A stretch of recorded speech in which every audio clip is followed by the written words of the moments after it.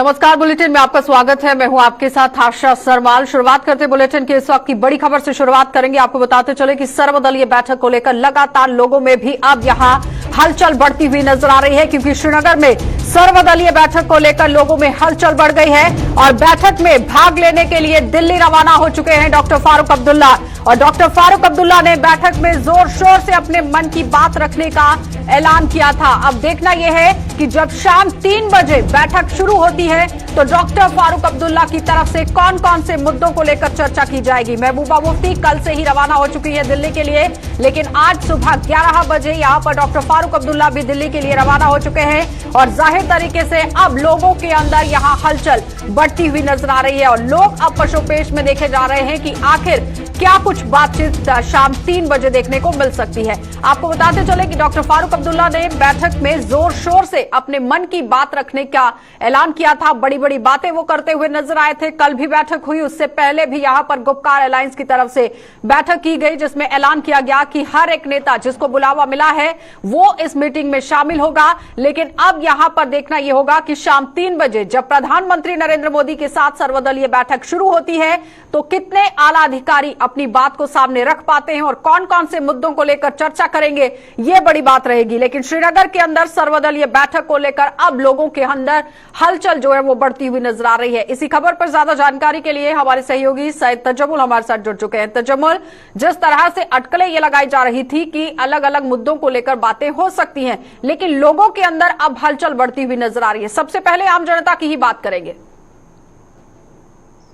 देखिए, जब जनता की बात करें तो जम्मू कश्मीर बढ़ के कश्मीर के जो आम लोग हैं उनकी बड़ी उम्मीद है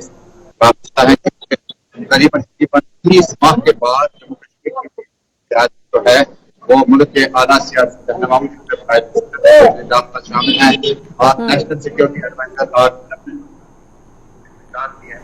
इंतहाई अहम है। लेकिन जम्मू कश्मीर में जो कि कल से ही मामला चल रहे थे, कुछ लोग कह रहे थे कि शायद हाई स्पीड इंटरनेट को सस्पेंड किया जाएगा, लेकिन उसके बाद आईजीपी कश्मीर ने कहा कि ऐसी कोई खबर नहीं है। दूसरी तरफ 48 घंटे का रेड अलर्ट है और गाँव कर्फ्यू में इस वक्त सिक्योरिटी फोर्सेज जो है वो नाका लगाए हुए हैं। लेकिन जम्मू कश्मीर से आम जनता इस मीटिंग से क्या उम्मीदें वाबस्ता रखती है, इसके एक तबका ये कहता है कि जम्मू कश्मीर की मेन लीडरशिप और नई दिल्ली के बीच में जो मकासमत की, जो दूरिया की, जो खलिश था, उसको कमी हो सकती है। और दूसरी तरफ जम्मू कश्मीर में आइंदा विधानसभा इंतखाबात के लिए एक बड़ी अहम बैठक मानी जाती है। लेकिन क्या विधानसभा के इंतखाबात यूपी में होंगे, स्टेट में होंगे, 370 से प्राइम मिनिस्टर का कंसर्न किस तरह से होगा, ये तमाम लोग जो है मिला जुला रद्दमल पेश करते हैं। लेकिन देश से लोगों की राय है कि जम्मू कश्मीर में इस बैठक के बाद जो जम्मू कश्मीर के मेन स्ट्रीम लीडर साबिक 4 जो चीफ मिनिस्टर रह चुके हैं उनका होम मिनिस्टर और प्राइम मिनिस्टर मुलाकात का मतलब है कि जम्मू कश्मीर की मेन स्ट्रीम और दिल्ली के बीच में जो जब हुआ था उसको दोबारा बेहतर करने की कोशिश की जाएगी। ज्यादा उम्मीद है से 370 पर लगाना पहली मीटिंग में अवध होगा, गलत होगा। लेकिन स्टेट बोर्ड और बाकी जम्मू कश्मीर विधानसभा के इंतखाबात यानी लोगों के अंदर इस वक्त कश्मकश का माहौल जो है वो देखा जा रहा है तजम्मुल, क्योंकि लोगों की नजरें अब 3 बजे पर गड़ी हुई है कि आखिर बैठक में किस मुद्दे को लेकर चर्चा होगी। डॉक्टर फारूक अब्दुल्ला पर आ जाते हैं। सुबह 11 बजे वो निकल चुके हैं दिल्ली के लिए, लेकिन उन्होंने एक बड़ी बात कह दी थी कि अपने मन की सारी बातें रख देंगे। आखिर ऐसा क्या कुछ वहां पर रखने वाले हैं? जम्मू कश्मीर में डॉक्टर फारूक अब्दुल्ला इस वक्त सबसे बड़े पॉलिटिकल सवालबाज है और उम्र के हिसाब से, तजुर्बे के हिसाब से और पीएचडी के वो कहीं न कहीं इस वक्त अमीर भी हैं और जम्मू कश्मीर में लोगों के मसाइल के दामन भी माने जाते हैं। लेकिन डॉक्टर फारूक अब्दुल्ला की रवानगी उस वक्त हुई जब वो यूनियन मिनिस्टर चीफ मिनिस्टर हैं, मौजूदा सेंट्रल कश्मीर से लोकसभा मेंबर हैं। लेकिन डॉक्टर फारूक अब्दुल्ला का ये रिमार्क की तमाम मुद्दों पर बातचीत होगी। देखिए, बातचीत जो है वो कुल जवाबी मीटिंग में बातचीत की जा सकती है। जम्मू कश्मीर में 35 से 370 की मंसूबी के बाद आम लोगों की जो प्रतिक्रिया है उससे डॉक्टर अब्दुल्ला बखूबी जानते हैं, वो जम्मू कश्मीर के हालात से वाकिफ हैं। जम्मू कश्मीर में दोनों मुल्कों के बीच में रिश्ते को किस तरह से देखा जाएगा, आपको याद होगा इससे पहले सीज फायर जो है वो लगातार चल रहा है। लेकिन कश्मीर घाटी में जो इस वक्त हालात है सिनेरियो में उससे भी बातचीत हो सकती है।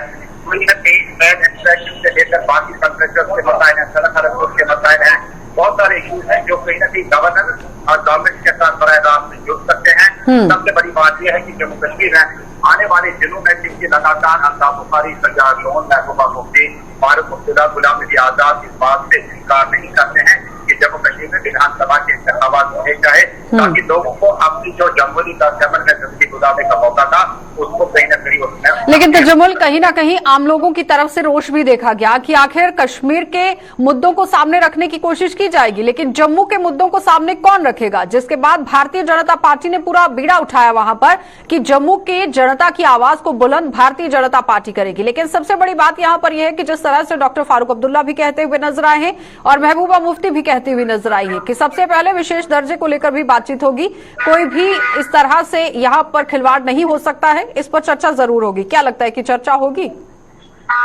चर्चा होगी, लेकिन ये कोई असेंबली नहीं है, ये कोई पार्लियामेंट नहीं है जहाँ पर सीपीआई से लेकर बीजेपी और जम्मू कश्मीर में भारतीय जनता पार्टी से कांग्रेस पार्टी जो है ज्यादा वक्त देकर बातचीत करेगी। ये पहला माहौल होगा, ये वहां पर होगा कि जम्मू कश्मीर की मेनस्ट्रीम लीडरशिप और दिल्ली के बीच में जो दूरियां हैं उसको खत्म करना होगा। मुझे लगता है कि सबसे बड़ा इंपॉर्टेंट कंसर्न जो होम मिनिस्टर से लेकर बाकी जितने भी senior leader Bharatiya Janata party के हैं, उन्होंने रीजनल पार्टी की मुफ्ती खानदान की और उसके बाद शेख खानदान की मुखालफत 2 साल में लगातार की। लेकिन जिस वक्त जम्मू कश्मीर में इन्हीं 2 खानदानों के जो इस वक्त लीडर हैं उनको तलब करना, उनको बुलाना, इसका ये मतलब है कि उनके सियासी तजुर्बे का भरपूर तरीके से फायदा उठाया जाए और आइंदा लोकसभा इलेक्शन से पहले जो विधानसभा के इंतखाबात होंगे इन पार्टियों को एतमाद में दिया जा सकता है। तजम्मुल, कहीं ऐसा तो नहीं कि केंद्र सरकार भी समझती है कि मेन स्ट्रीम को साथ में लेकर ही काम करने की बहुत जरूरत है?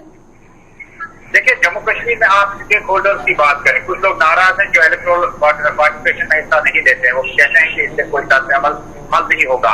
लेकिन मेन स्ट्रीम पार्टियों की डेमोक्रेसी में यकीन रखना और शमूलियत के मिशन को आगे बढ़ाने के लिए इन्हीं 2 पार्टियों ने मिड-90s से लेकर अभी तक काफी ज्यादा अपने कार्यकर्ता खोए, नवाजुल बुद्ध बदार में ऐलान किया। लेकिन फिर भी नेशनल कॉन्फ्रेंस बीजेपी ने न सिर्फ जम्मू कश्मीर का मुल्क का बल्कि तमाम शहरों को जम्मू कश्मीर में फेसफुल रखा के रखा। और जम्मू कश्मीर में जब आप 2 पार्टी की बात करते हैं तो मरकज को जेल से ही लेकिन इस बात का पेश का एहसास है कि एमपी, पीडीपी और बाकी रीजनल पार्टी जो है इनको स्टेक होल्डर बनाना होगा ताकि जम्मू कश्मीर में मसले और मसाइल जो है उन पर लीडर के साथ बातचीत की जाएगी। मसले मसाइल कितने हल होंगे ये बात की बात है। अभी की जो बात है कि जम्मू कश्मीर की बेस मुफ्ती खानदान, शेख खानदान और बाकी लोग जो हैं उन्हें एतमाद में लेने की हर मुमकिन कोशिश की जा सके। तो जमुल, क्या लगता है कि जिस तरह से महबूबा मुफ्ती बात करती हुई नजर आई थी कि जेल के अंदर जितने भी कैदी रखे गए हैं उनको भी छोड़ा जाए, जो पार्टियों से ताल्लुक रखते हैं, जो सीनियर लीडर्स हैं, क्योंकि वाहिदुर रहमान परा की अगर बात की जाए तो उन्हें भी जम्मू जेल से श्रीनगर के लिए शिफ्ट कर दिया गया था।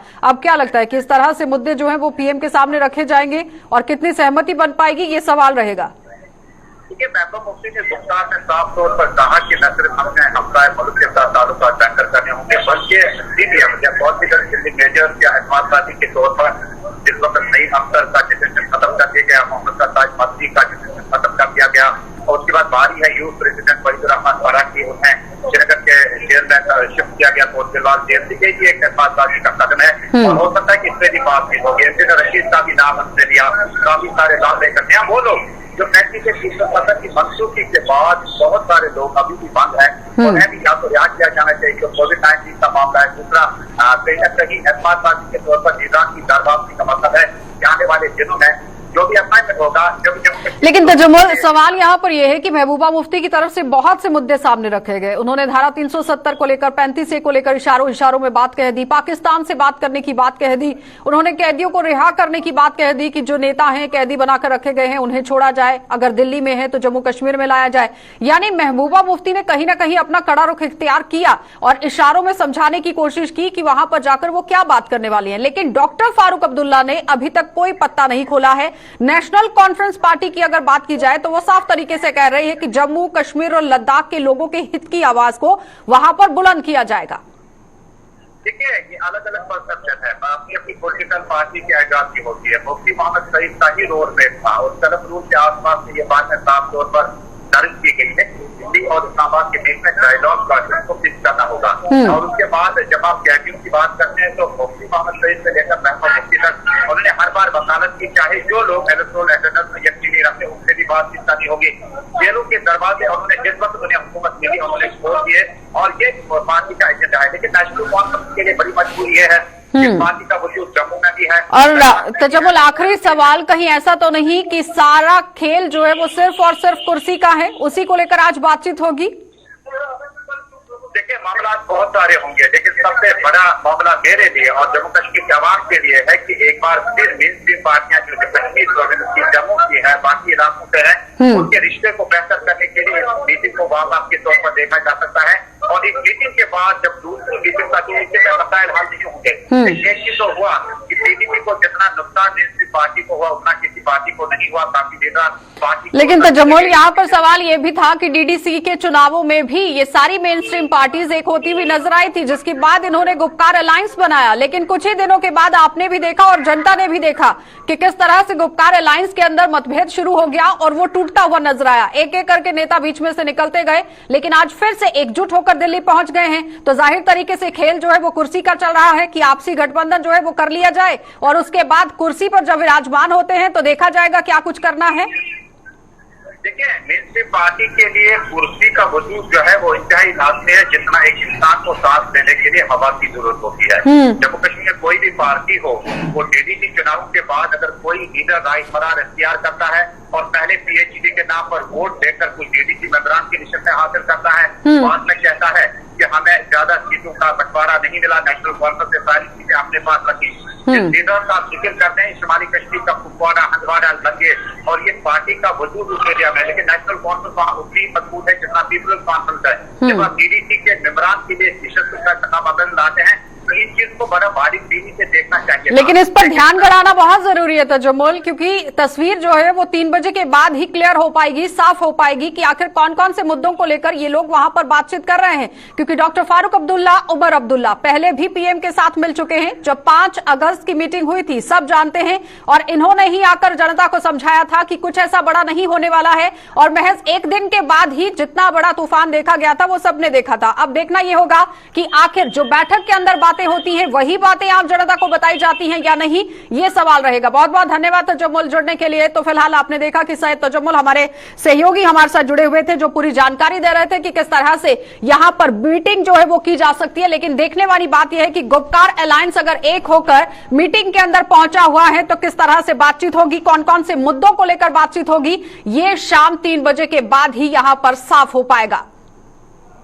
चलिए आगे बढ़ जाते हैं। अब आपको अनंतनाग की तस्वीरें भी दिखा देते हैं, क्योंकि अनंतनाग के अंदर भी आज यहां पर बेसब्री से आप देखिए लोग किस तरह से इंतजार करते हुए नजर आ रहे हैं। सर्वदलीय बैठक को लेकर साउथ कश्मीर में अजीब सी खामोशी नजर आ रही है। प्रधानमंत्री की सर्वदलीय बैठक का लोग बेसब्री से इंतजार करते हुए नजर आ रहे हैं और बैठक को लेकर लोगों में चर्चाओं का दौर शुरू हो चुका है। और आम जनता अब ये जानना चाहती है कि आखिर किन किन मुद्दों को लेकर चर्चा हो रही है, क्योंकि अगर 5 अगस्त की बात की जाए तो मुकम्मल तरीके से, जैसे पहले भी बताया गया कि डॉक्टर फारूक अब्दुल्ला और उमर अब्दुल्ला प्रधानमंत्री नरेंद्र मोदी के साथ मुलाकात करते हैं, लेकिन बाहर आकर मीडिया को संबोधित करते हुए वो जवाब देते हैं कि कोई भी ऐसा बड़ा कुछ भी नहीं होने वाला है। लेकिन महज कुछ ही घंटों के बाद, एक रात के बाद ही आपने भी देखा और किस तरह से यहां पर 2019 में 5 अगस्त को बड़ा फैसला जो था वो लिया गया था। लेकिन अब देखना यह होगा कि डॉक्टर फारूक अब्दुल्ला भी दिल्ली पहुंच गए हैं और साथ ही साथ महबूबा मुफ्ती भी दिल्ली पहुंच चुकी हैं। जितने भी मेन स्ट्रीम लीडर्स हैं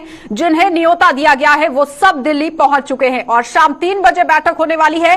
आम जनता की नजरें अब उस बैठक पर टिकी हुई हैं कि आखिर किस तरह से सूरत हाल बनने वाले हैं, क्या कुछ निकलकर सामने आएगा, ये देखने वाली बात रहेगी। अब सवाल यहां पर यह है कि आखिर किन किन मुद्दों को लेकर बातचीत होगी। इसी खबर पर ज्यादा जानकारी के लिए अनंतनाग से हमारे संवाददाता फिदा हुसैन हमारे साथ जुड़ चुके हैं, क्योंकि फिदा, जिस तरह से अनंतनाग के अंदर भी बेसब्री से लोग इंतजार करते हुए नजर आ रहे हैं, आम जनता की जुबानी अगर जानना चाहें तो लोग क्या समझ रहे हैं कि किन किन मुद्दों को लेकर बातचीत हो सकती है। देखिए आशा, बिल्कुल बैठक और का किस्सा है। कश्मीर के लोग जो है इंतजार में है कि बैठक कब होगी, बैठक जब खत्म होगी तो उसके बाद जो भी बातें अंदर चलेगी वो सामने आ जाएगी। लेकिन यहाँ पर मैं आपको बता दूं, आशा के सबकी नजरें इस बैठक पर टिकी हुई है। लोग टीवी स्क्रीन से हट नहीं रहे हैं और जितने भी यहाँ पर चाहे वो बिजनेस से ताल्लुक रखने वाले लोग हैं, उन्होंने आज अपने दुकानों पे अपना टीवी जो है वो ऑन रखा है और कहीं न कहीं पर इंतजार कर रहे हैं उस 3 बजे का, क्योंकि सभी जो नेता है वो इस वक्त दिल्ली पहुंच गए हैं, कुछ कल और कुछ आज। लेकिन अब 3 बजे जब मीटिंग शुरू होगी उसके बाद किन किन बातों पे वहाँ पे जो है बात होगी, लेकिन उम्मीद यही की जा रही है इस बार जो है सब कुछ ठीक ठाक होगा, जम्मू प्रदेश के लिए भी और कश्मीर, जम्मू के लिए भी और कश्मीर के लिए भी।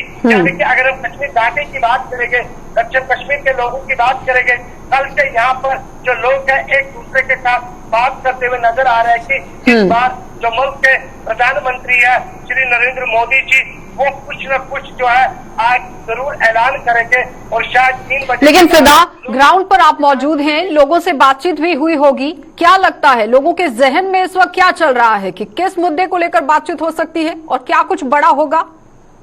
देखिए आशा की अगर हम यहाँ के लोगों की बात करेंगे तो लोग कहते हैं कि मुद्दे बहुत सारे हैं, लोग कहते हैं कि बातें बहुत सारी हैं, लेकिन अब जब नेताओं को नेता मिल गया है, ये एक अच्छा कदम है, एक अच्छी पहल है और एक अच्छी कोशिश की है केंद्र सरकार ने कि यहाँ के सभी नेताओं को दिल्ली बुलाया गया, बैठक होगी, बैठक में मुद्दों पर चर्चा होगी और चर्चा के बाद नतीजे जो है वो अच्छे सामने आ ही जाएंगे।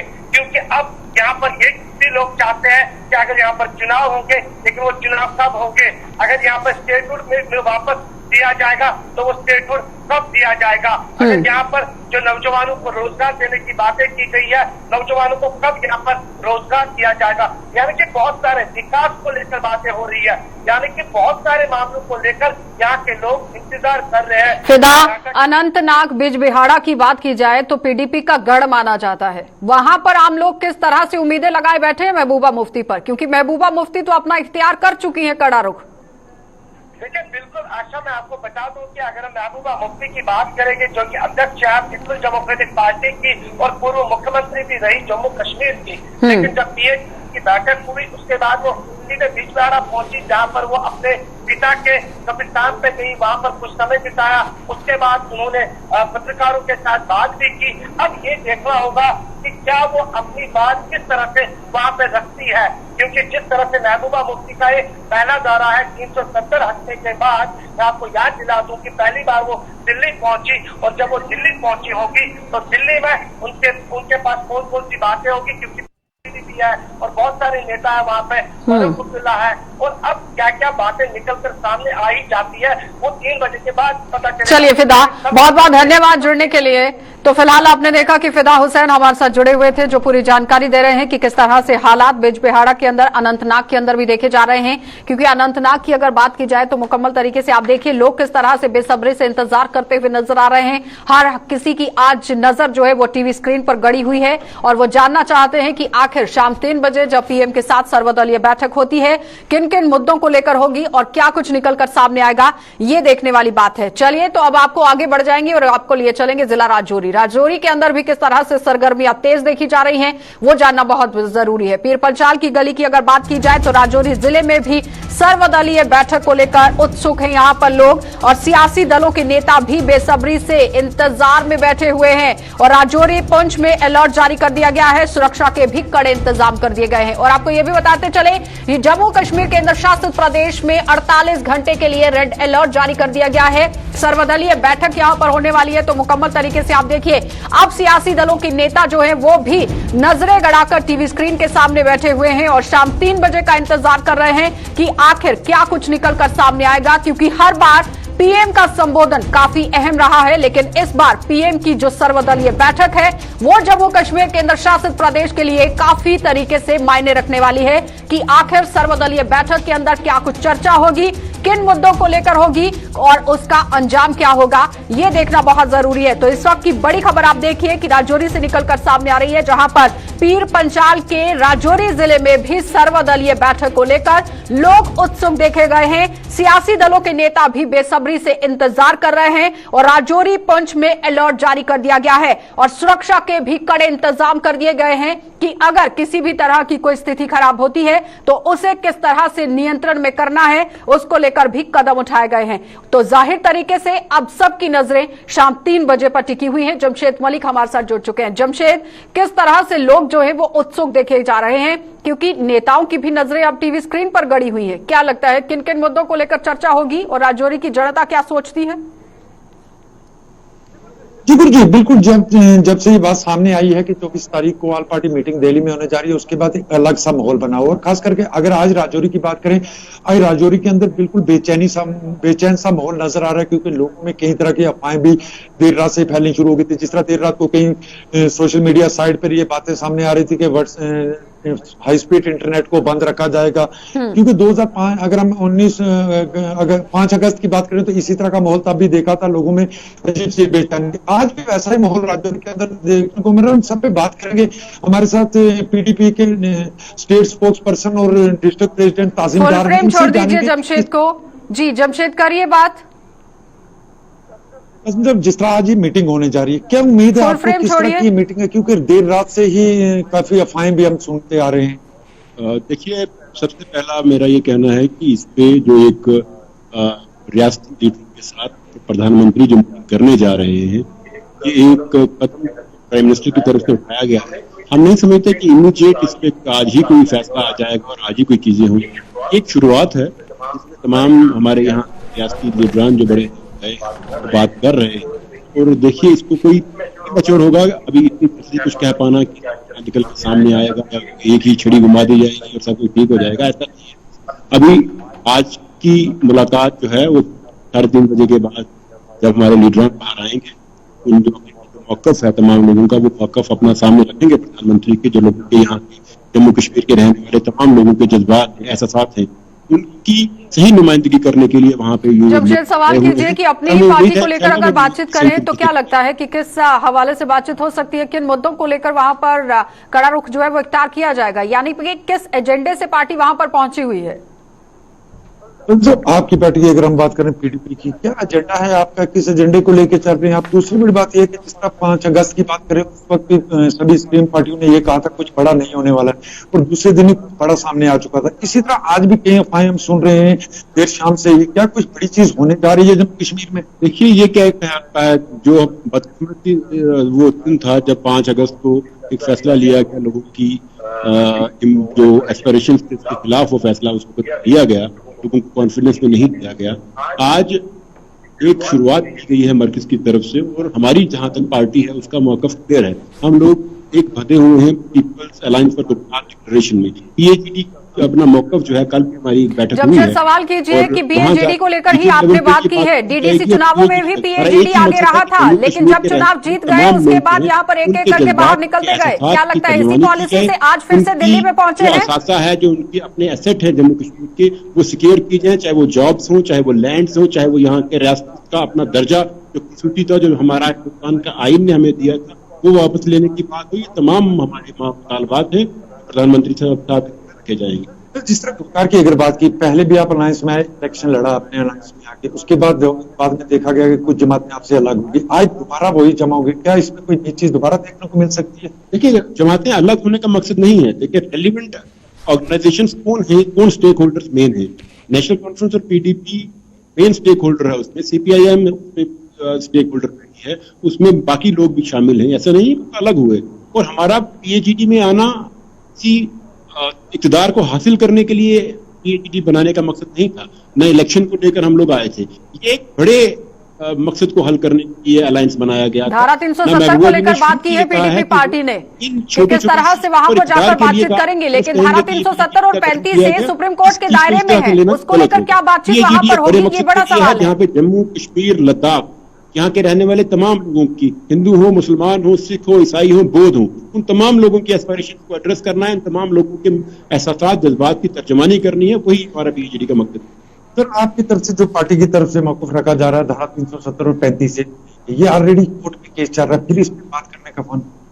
ये बात आप प्रधानमंत्री से आप बात करने जा रहे हैं, आप कोई प्रधानमंत्री अपने आप में एक सुप्रीम, उनसे आप ये बात मांग रखेंगे तो क्या है?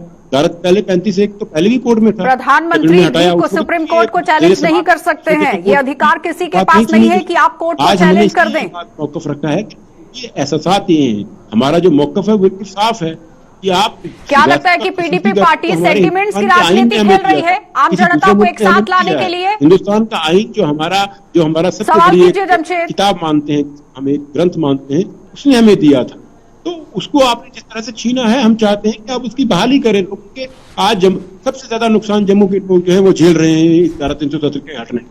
आप वहां पे इस चीज को इंश्योर कीजिए कि जम्मू के लोगों की जमीन, जम्मू के लोगों की जॉब, जम्मू के लोगों की, जम्मू कश्मीर के रादर लोगों की जो जॉब्स हैं, लैंड्स हैं, उनको सिक्योर कीजिए, दर्जा जो है वापस दीजिए, वही एक मकसद है हमारा। जब बात करें पहले कई किस्म की सियासत हुई राजौरी कुंज की, अगर बिल्कुल बात करें पहले यहाँ गुज्जर पहाड़ी के नाम पे सियासत हुई, क्या अब ऐसा नहीं लग रहा कि 370 और 35 एक तो लोग की सियासत की जा रही है कि लोगों को दोबारा अपनी तरफ जोड़ा जाए? देखिए 35A और 370 बेसिक हमारा जो था वो हमारी अपनी इंडिविजुअलिटी जम्मू कश्मीर के रहने वाले लोगों की वो शनाख्त बहाल रखता था। यहाँ पे लोगों चलिए, यानी धारा 370 और 35 को लेकर ही बात करती हुई पीडीपी पार्टी यहाँ पर नजर आ रही है, लेकिन सुप्रीम कोर्ट के दायरे में सारा केस है और जाहिर तरीके से पीडीपी पार्टी यहाँ पर सेंटिमेंट्स की राजनीति करती हुई नजर आ रही है, जिसमें कोई दो राय नहीं है। पीडीपी के ही नेता यहाँ पर बोलते हुए नजर आ रहे हैं। बहुत बहुत धन्यवाद जमशेद जुड़ने के लिए। तो फिलहाल आपने देखा कि जमशेद मलिक हमारे साथ जुड़े हुए थे, जो पूरी जानकारी दे रहे हैं कि किस तरह से हालात जो है वो अब जम्मू कश्मीर केंद्र शासित प्रदेश के अंदर बने हुए हैं। लेकिन सवाल यहाँ पर यह है कि हर किसी की नजर 3 बजे के बाद के समय पर ही टिकी हुई है कि आखिर क्या कुछ निकलेगा। कठुआ लिए चलेंगे आपको, और कठुआ से भी एक और बड़ी खबर देखने को मिल रही है, जहां पर जम्मू पठानकोट हाईवे पर ड्यूटी दे रहे सीआरपीएफ जवानों पर बस पलट गई है और हादसे में सीआरपीएफ के 5 जवान घायल हो गए हैं। और हाईवे पर कठुआ के राजबाग इलाके में यह हादसा पेश आया है और घायल जवानों को जीएमसी कठुआ में इलाज के लिए भर्ती कराया गया है। इस वक्त की बड़ी खबर नेशनल हाईवे के हवाले से सामने आ रही है, जहां पर जम्मू पठानकोट हाईवे पर ड्यूटी दे रहे सीआरपीएफ के जवानों पर यह बस पलट गई है और ये बस पलटने की वजह से सीआरपीएफ के 5 जवान घायल हो गए हैं, जिन्हें अस्पताल में भर्ती कराया गया है। और मुकम्मल तरीके से ये जानना बहुत जरूरी है कि किन कारणों की वजह से यह हादसा यहां पर पेश आया है। लेकिन हर दिन अगर हम जम्मू पठानकोट हाईवे की बात करें तो ओवर स्पीडिंग वहां पर हर दिन देखने को मिलती है और एक न एक हादसा जरूर पेश आता है। लेकिन अब इस पर जानना बहुत जरूरी था कि आखिर यह हादसा किस कारण की वजह से यहां पेश आया है। जम्मू पठानकोट हाईवे पर ड्यूटी दे रहे सीआरपीएफ के जवानों पर यह बस पलट गई है और हाईवे पर राजबाग इलाके का ये मामला सामने आया है। जीएमसी कठुआ के अंदर सीआरपीएफ के 5 जवानों को भर्ती कराया गया है, उनका इलाज वहां पर चल रहा है। सीआरपीएफ के अधिकारी का क्या कुछ कहना है, जरा वो देख लीजिए। ये राजबाग की जो पार्टी थी और रूटीन ड्यूटी पे रहती है, पेट्रोलिंग ड्यूटी थी, बंकर गाड़ी थी। राजबाग के सामने जो कट होता है उस कट को गाड़ी घुमा रहा था, उस कट से एक सिविल व्हीकल बस आकर के उसको धक्का मार दिया, जिसके कारण पलटी खा गया।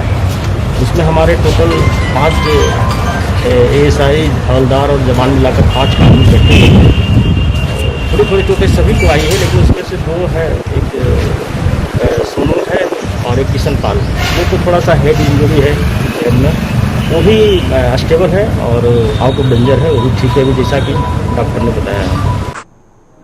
चलिए, तो फिलहाल बुलेटिन में इतना ही। देश और दुनिया की खबरों के लिए आप बने रहिए गुलिस्तान न्यूज के साथ।